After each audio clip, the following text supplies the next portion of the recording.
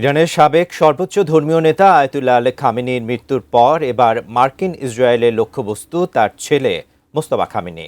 তবে শক্ত নিরাপত্তা বলয়ে থাকা মোস্তফাকে সরাতে এবার ভিন্ন কৌশলের আশ্রয় নিয়েছে ওয়াশিংটন ও তেল আবিব, যেখানে এই যুদ্ধ বন্ধের মধ্যস্থতাকারী পাকিস্তানের প্রধানমন্ত্রী শেহবাজ শরীফকে দিয়েই তাকে হত্যার ছক কষেছিল যুক্তরাষ্ট্র ও ইসরায়েল। এমনই অভিযোগ করেছেন ইরানি আইন প্রণেতা কামরান গাজানফারি। কিন্তু এই অভিযোগ কতটা যৌক্তিক, বিস্তারিত জানাচ্ছেন মেহেদী হাসান। মধ্যপ্রাচ্যের ক্ষমতার লড়াই ও গোয়েন্দা তৎপরতাকে ঘিরে নতুন করে সামনে এসেছে একটি চাঞ্চল্যকর দাবি। ইরানের নতুন সুপ্রিম লিডার মোস্তফা খামেনিকে হত্যার পরিকল্পনায় পাকিস্তানের প্রধানমন্ত্রী শেহবাজ শরীফকে ব্যবহার করতে চেয়েছিল যুক্তরাষ্ট্র ইসরায়েল। এমনই অভিযোগ করেছে ইরানের পার্লামেন্ট সদস্য কামরান গাজানফারি। তার দাবি, পুরো বিষয়টি ছিল আগে থেকেই পরিকল্পিত একটি উদ্যোগ।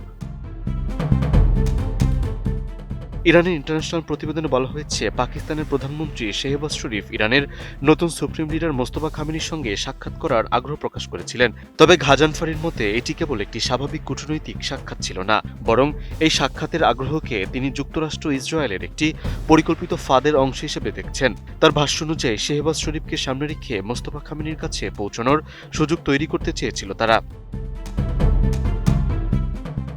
উন্নত মানের কাঁচামাল আরআইএল অ্যাঙ্গেল এন্ড চ্যানেল। এখন কাঠের দিন শেষ, আরআইএল-এর বাংলাদেশ। প্রতিবেদন বলা হয়, এ বিষয়ে গেল 24 জুন সামাজিক যোগাযোগ মাধ্যমে এক পোস্টে গাজানফারি আরও দাবি করেন, মোস্তফা খামেনিকে শহীদ করার যে পরিকল্পনা যুক্তরাষ্ট্র ইসরায়েলের রয়েছে, শেহবাজ শরীফের সাক্ষাতের আগ্রহ সেই পরিকল্পনারই অংশ। তার অভিযোগ, ওই সাক্ষাতের সুযোগ কাজে লাগিয়ে মোস্তফা খামেনিকে টার্গেট করার ছক কষা হয়েছিল। তবে এই সংবাদের গ্রহণযোগ্যতা নিয়েও প্রশ্ন উঠেছে, কারণ লন্ডন থেকে পরিচালিত প্রোপাগান্ডা ভিত্তিক সংবাদ মাধ্যম হিসেবে পরিচালিত ইরান ইন্টারন্যাশনাল। অভিযোগ রয়েছে, এই সংবাদ মাধ্যমটি ইসরায়েলের অর্থায়নে পরিচালিত হয় এবং প্রতিনিয়ত ইরানের সরকার বিরোধী প্রোপাগান্ডামূলক সংবাদ প্রচার করে থাকে। তাই এই সংবাদকে ভিত্তিহীন বলেছেন বিশ্লেষকরা। এর আগে 28 ফেব্রুয়ারি হামলায় নিহত হন ইরানের সাবেক supreme leader Ayatollah Ali Khamenei. ইরানি সূত্রের দাবি, হামলার সময় একই প্রাসাদে অবস্থান করছিলেন তার ছেলে মোস্তফা খামেনিও। তিনি প্রাণে বেঁচে গেলে ওই হামলায় আহত হন বলে জানানো হয়।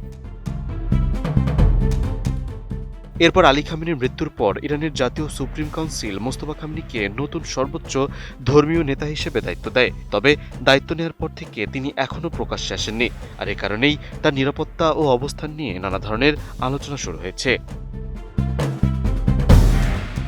মেহেদী হাসান, এটিএন নিউজ।